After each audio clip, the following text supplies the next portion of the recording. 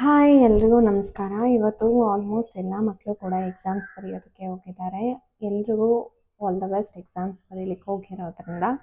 And ಇವತ್ತು ಎಲ್ಲ ಮಕ್ಕಳು ಎಕ್ಸಾಮ್ಸ್ ಬಂದಿದ ತಕ್ಷಣ ಅಮ್ಮಂದ್ರಿಗೆಲ್ಲ ಟೆನ್ಷನ್, ಏನು ಬರ್ತಿದ್ದಾನೋ ಏನೋ ಅನ್ನೋದು. ಕ್ವೆಶನ್ ಪೇಪರ್ನ ತೊಗೊಂಡ್ಬಿಟ್ಟು ನೋಡ್ತಾ ಇರ್ತಾರೆ, ಏನು ಬರ್ದೆ, ಇದಕ್ಕೆ ಆನ್ಸರ್ ಬರ್ತೀಯಾ, ಇದು ಬರೀಲಿಲ್ವಾ ಅನ್ನೋದೆಲ್ಲ ಕೇಳ್ತಾ ಇರ್ತಾರೆ.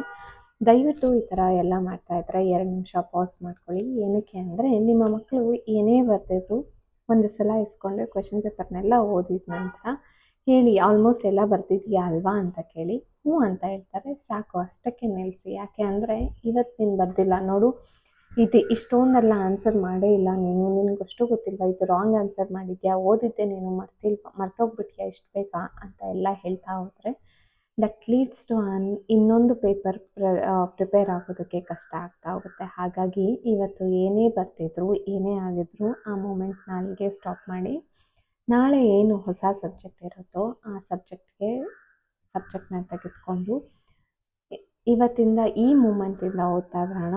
ಏನೆಲ್ಲ ಓದಿದ್ದೀವೋ ಜಸ್ಟ್ ರಿವೈಸ್ ಮಾಡ್ತಾ ಹೋಗೋಣ. ರಿವೈಸ್ ಮಾಡಿರೋದನ್ನ ಒಂದು ಸಲ ಆದಷ್ಟು ಪಾಯಿಂಟ್ಸ್ ಆಗಿ ಬರಿತಾ ಬರೋಣ. So that it will be easy for us to remember ನಾಳೆ ಎಕ್ಸಾಮಲ್ಲಿ ಬರೆಯೋದಕ್ಕೆ ಅಂತ ಹೇಳ್ತಾ ಬನ್ನಿ.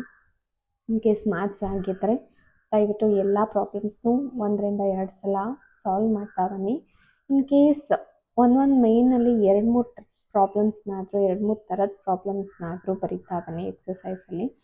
So that it will be easy for remembering. ಏನಕ್ಕೆ ಅಂದರೆ ನಾವು ಓದಿದಂತಹ ಮೆಮೊರಿ ವಿದಿನ್ 24 hours ಎರೇಸ್ ಆಗ್ತಾ ಹೋಗುತ್ತೆ. But when we write it at least 48 to 64 hours retain ಆಗುವಂಥ ಕೆಪಾಸಿಟಿ ಇರುತ್ತೆ. ಏನಕ್ಕೆ ಇನ್ನೂ ಒಂದು ಏನು ಅಂದರೆ, ನಾವು ಬರೆಯುವಾಗ ನಮ್ಮ ಆಲೋಚನೆಗಳು ಒಂದು ಅಕ್ಷರ ಬರ್ದಿದ್ದು ನೆಕ್ಸ್ಟು ಇನ್ನೊಂದು ಅಕ್ಷರಕ್ಕೆ ಹೋಗುವಾಗ ಏನು ಬರೀಬೇಕು ಅನ್ನೋ ಇದು ಯೋಚನೆ ಮಾಡ್ತಾ ಇರುತ್ತೆ. So all are concentration will be on what we are writing.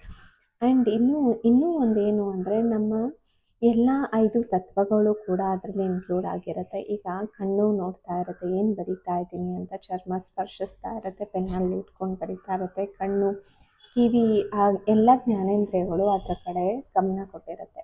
ಓದುವಾಗ ಹಾಗಾಗಿರಲ್ಲ. ಏನಕ್ಕೆ ಅಂದರೆ, ಓದೋದು ಇಲ್ಲಿ ಒಂದು ಕಡೆ ಆಗಿದ್ದರೆ ಇನ್ನೊಂದು ಕಡೆ ಮನಸ್ಸು ಎಲ್ಲೋ ಹೋಗಿರುತ್ತೆ. ಈಗ ಅವನೇನೋ ಚಾಕ್ಲೇಟ್ ತಿಂತಾ ಇದ್ದಾನೆ, ಅಮ್ಮ ಏನು ಮಾಡಿರ್ಬೋದು ಅನ್ನೋ ಯೋಚನೆಗಳೆಲ್ಲ ಇರುತ್ತೆ. ಹಾಗಾಗಿ ಓದೋದಕ್ಕಿಂತ ಬರೆಯೋದು ತುಂಬಾ ಮುಖ್ಯ. ಪ್ರತಿಯೊಂದು ಎಕ್ಸಾಮ್ಗೂ ಹೋಗೋಕ್ಕಿಂತ ಮುಂಚೆ ಒಂದು ಸಲ ನೀವು ಏನೇ ಓದಿದ್ರು ಬರೆದುಬಿಟ್ಟು ಪ್ರಾಕ್ಟೀಸ್ ಮಾಡಿ. ನಾಳೆ ಬರೆಯುವಂಥ ಎಕ್ಸಾಮ್ ಯಾವುದೇ ಆಗಿದ್ರೂ ಜಸ್ಟ್ ಹೆಡ್ಲೈನ್ಸ್ ಆದ್ರೂ ಬರೆದ್ಬಿಟ್ಟು ಅದರಲ್ಲಿ ಇರುವಂಥ ಕೀ ಪಾಯಿಂಟ್ಸನ್ನು ಬರಿತಾ ಬನ್ನಿ. ಎಕ್ಸಾಮ್ಗೆ ಇದೆಲ್ಲ ಎಕ್ಸಾಮ್ ಹಿಂದಿನ ದಿನದ ಪ್ರಿಪ್ರೇಷನ್ಸ್ ಆದರೆ, ಇನ್ನೇನು ನಾಳೆ ಬೆಳಗ್ಗೆ ಎದ್ದೇಳ್ತೀರಾ ಎಕ್ಸಾಮ್ಗೆ ಹೋಗಬೇಕು ಅಂತ ಅಂದರೆ ಹೇಗೆ ಇರಬೇಕು ಅನ್ನೋದನ್ನು ಹೇಳ್ತಾ ಬರ್ತೀನಿ. ಯಾಕೆ ಅಂದರೆ ತುಂಬ ಟೆನ್ಷನ್, ತುಂಬ ಗಲಿಬಿಲಿಗಳು, ಏನು ಬರೀಬೇಕು, ಏನು ಓದಬೇಕು, ಓದಿದ್ದೆಲ್ಲ ಕೊಟ್ಬಿಡ್ತಾರಾ ಏನು ಅಂತ. ಥ್ಯಾಂಕ್ ಗಾಡ್ ಇವಾಗಿನ ಮಕ್ಕಳಿಗೆ ಅಷ್ಟೊಂದೆಲ್ಲ ಪ್ರೆಷರ್ ಇಲ್ಲ. ನಾವು ಓದುವಾಗ 100 ಮಾರ್ಕ್ಸ್ಗೆ ಬರೀಬೇಕಾಗಿತ್ತು. ಆ್ಯಂಡ್ MCQs ಇರ್ತಾಯಿತ್ತು, ಇಲ್ಲ 100 ಮಾರ್ಕ್ಸ್ ರಿಟರ್ನೇ ಬರೀಬೇಕಾಗಿತ್ತು. ಹೀಗಿರುವಾಗ ನಮಗೆ ಎಲ್ಲ ಸಬ್ಜೆಕ್ಟ್ಸ್ನೂ ಇಡೀ ಟೆಕ್ಸ್ಟ್ ಬುಕ್ಸ್ನೇ ಓದಬೇಕಾಗಿತ್ತು. ಬಟ್ ಈಗಿನ ಮಕ್ಕಳಿಗೆ ಹಾಗಿಲ್ಲ, ಒಂದು 4-5 ಚಾಪ್ಟರ್ಸ್ ಓದಿದ್ರೆ ಸಾಕು ಅಂತ ಇರ್ತಾರೆ. ಬಟ್ ಆದರೂ ಮಕ್ಕಳು ಎಂಥ ಲೇಸಿಗಳಾಗ್ಬಿಟ್ಟಿದ್ದಾರೆ ಅಂದರೆ, ಕಾನ್ಸೆಪ್ಟ್ನ ಅರ್ಥ ಮಾಡ್ಕೊಳ್ಳೋದಕ್ಕೆ ತುಂಬ ಕಷ್ಟಪಡ್ತಾ ಇದ್ದಾರೆ. ಕಾನ್ಸೆಪ್ಟ್ನ ಅರ್ಥ ಮಾಡಿಕೊಂಡು ಯಾರು ಓದಿರ್ತಾರೋ ಅವರಿಗೆ ಈಸಿಯಾಗಿ ಬರೆಯೋದಕ್ಕೆ ಬರುತ್ತೆ. ಆ್ಯಂಡ್ ಯಾರು ಕಾನ್ಸೆಪ್ಟ್ನ ಅರ್ಥ ಮಾಡ್ಕೊಳ್ಳಲ್ವೋ ಅವ್ರುಗಳು ಬರೆಯೋದಕ್ಕೆ ತುಂಬ ಇಡೋಗ್ತಾ ಇದ್ದಾರೆ. ಬಿಕಾಸ್ ನಾನು ಎಷ್ಟೊಂದು ಜನ ಮಕ್ಕಳನ್ನ ನೋಡಿರೋದ್ರಿಂದ ಇದನ್ನು ಹೇಳ್ತಾ ಇದ್ದೀನಿ. ಮಕ್ಕಳಿಗೆ ಅರ್ಥ ಮಾಡಿಸಿ ಓದಿಸೋದನ್ನು ಸಣ್ಣದ್ರಿಂದನೇ ಅಭ್ಯಾಸ ಮಾಡಿ. ಅರ್ಥ ಆಗಿಲ್ಲ ಅಂದರೆ ಅದನ್ನು ಓದಿಸೋದಕ್ಕೆ ಹೋಗ್ಬೇಡಿ. ಬೈ ಹಾರ್ಟ್ ಮಾಡಿದಂತಹ ವಿಷಯ ಮುಂಚೆನೇ ಹೇಳಿದಾಗೆ 24 ಗಂಟೆ ಅಷ್ಟೇ ಜ್ಞಾಪಕ ಇರುತ್ತೆ. ಆ್ಯಂಡ್ ರಿಟೆನ್ಷನ್ ಪವರು ತುಂಬಾ ಕಮ್ಮಿ ಇರುತ್ತೆ. ಹಾಗಾಗಿ ಯಾವುದೇ ವಿಷಯನ ಓದಿದಾಗ 1ರಿಂದ 4 ಸಲ ಮನನ ಮಾಡಿ ಒಂದು ಸಲನಾದರೂ ಖಂಡಿತವಾಗ್ಲೂ ಬರೆಯೋದು ತುಂಬ ಇಂಪಾರ್ಟೆಂಟ್. ನಾಳೆ ಎಕ್ಸಾಮ್ ಹಾಲಿಗೆ ಹೋಗೋಕ್ಕಿಂತ ಮುಂಚೆ, ಇನ್ನೇನು ಎಕ್ಸಾಮ್ಗೆ ಹೋಗ್ತಾ ಇದ್ದೀರಾ ಹಾಲ್ಗೆ ಅನ್ನುವಾಗ ಒಂದು ಸಲ ಪ್ರತಿಯೊಂದು ಪೇಜನ್ನು ಫ್ಲಿಪ್ ಮಾಡಿ.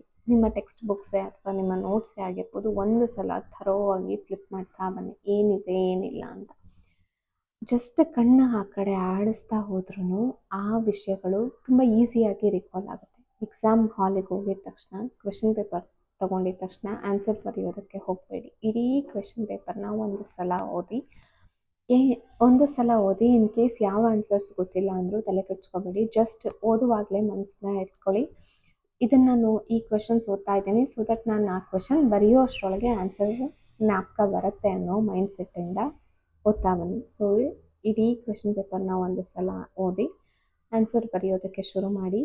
ಎಲ್ಲ ಆನ್ಸರ್ಸು ಬರೆದಿದ್ದಾದ ಮೇಲೆ ಒಂದು ಸಲ ಇನ್ನೂ ಟೈಮ್ ಇದೆ ಅನ್ನುವಾಗ ಕೀವರ್ಡ್ಸ್ನ ಮೆನ್ಷನ್ ಮಾಡ್ತಾ ಬನ್ನಿ, ಅಂಡರ್ಲೈನ್ ಮಾಡ್ತಾ ಬನ್ನಿ. ಸೊ ದಟ್ ಎವ್ಯಾಲ್ಯುಯೇಟರ್ಗೆ ಈಸಿ ಆಗ್ತಾ ಹೋಗುತ್ತೆ.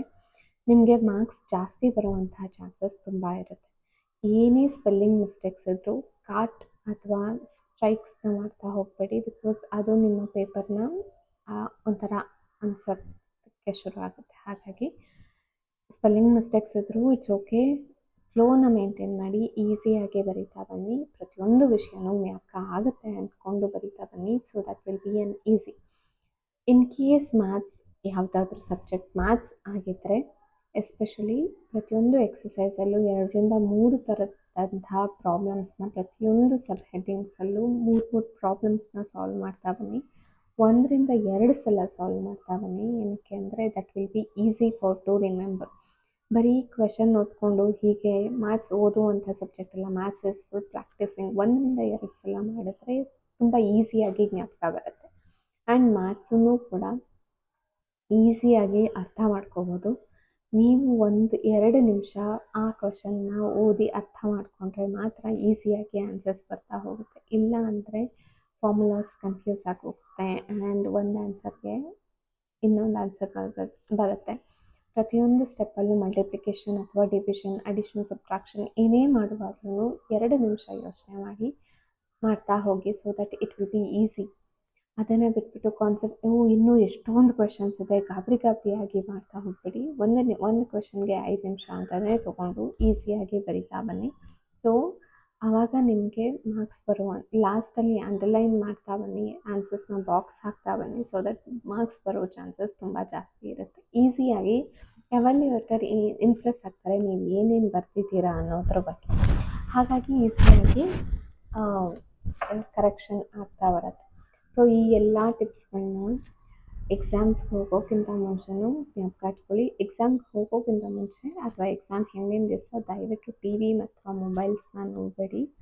ಕಾರಣ ಇಷ್ಟೇ, ನೀವು ಈ ನೋಡಿದಂಥ ಇನ್ಫಾರ್ಮೇಷನ್ಸ್ ಎಲ್ಲಿ ನೀವು ಸ್ಟೋರ್ ಆದರೆ, ತಲೆಯಲ್ಲಿ ಸ್ಟೋರ್ ಆದರೆ, ನೀವು ಪ್ರೆಸೆಂಟ್ ಮಾಡುವಂಥ ಇನ್ಫಾರ್ಮೇಷನಲ್ಲಿ ಮಿಕ್ಸಪ್ ಆಗ್ತಾ ಬರುತ್ತೆ ಅಷ್ಟೇ.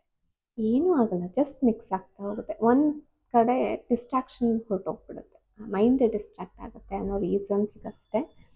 ಆ್ಯಂಡ್ ಟೆನ್ಷನ್ನ ರೀಟೈನ್ ಮಾಡ್ಕೊಳ್ಳೋ ಕೆಪಾಸಿಟಿ ನಮ್ಮ ಬ್ರೈನ್ಗೆ ಇರಬೇಕು ಅನ್ನೋ ರೀಸನ್ಸ್ಗಷ್ಟೇ ಹೇಳೋದು. ಮೊಬೈಲ್ಸ್ನ ಜಾಸ್ತಿ ಯೂಸ್ ಮಾಡಬೇಡಿ ಅಥವಾ ಟಿ ವಿನ ಜಾಸ್ತಿ ನೋಡಬೇಡಿ ಎಕ್ಸಾಮ್ ಟೈಮಲ್ಲಿ ಅಂತ. ಆಫ್ಟರ್ 15 ಡೇಸ್ ಆದಮೇಲೆ ಆಲ್ಮೋಸ್ಟ್ ರಿಮೋಟ್ ನಿಮ್ಮ ಕೈಯಲ್ಲೇ ಇರುತ್ತೆ. ಸಮ್ಮರ್ ಶುರುವಾಗಿರೋದ್ರಿಂದ ಎಲ್ಲೂ ಹೊರಗೂ ಹೋಗೋಕ್ಕೆ ಆಗಲ್ಲ, ಜಾಸ್ತಿ ಬೇಸಿಗೆ ಬೇರೆ ಇದೆ. ಹಾಗಿರುವಾಗ ಯಾಕೆ ಈಗಲೇ ಟೆನ್ಷನ್ ತೊಗೊಳ್ಳೋದು, ಆರಾಮಾಗಿ ಹೋಗಿ ಈಸಿಯಾಗಿ ಎಕ್ಸಾಮ್ ಬರೀರಿ ಆ್ಯಂಡ್ ಆರಾಮಾಗಿ ವಾಪಸ್ ಬಂದು ನೆಕ್ಸ್ಟ್ ಯಾವ ಎಕ್ಸಾಮ್ ಇರುತ್ತೋ ಪ್ರಿಪ್ರೇಷನ್ನ ಮಾಡ್ಕೊಳ್ಳಿ ಅಂತ ಹೇಳ್ತಾ, ಎಲ್ರಿಗೂ ಆಲ್ ದ ಬೆಸ್ಟ್. ಎಕ್ಸಾಮ್ಸ್ನ ಚೆನ್ನಾಗಿ ಮಾಡಿ. ನಾಳೆ ಮತ್ತೊಂದು ಹೊಸ ಟಾಪಿಕ್ನೊಂದಿಗೆ ಮತ್ತೆ ಭೇಟಿಯಾಗೋಣ. ಅಲ್ಲಿವರೆಗೆ ನಮಸ್ಕಾರ.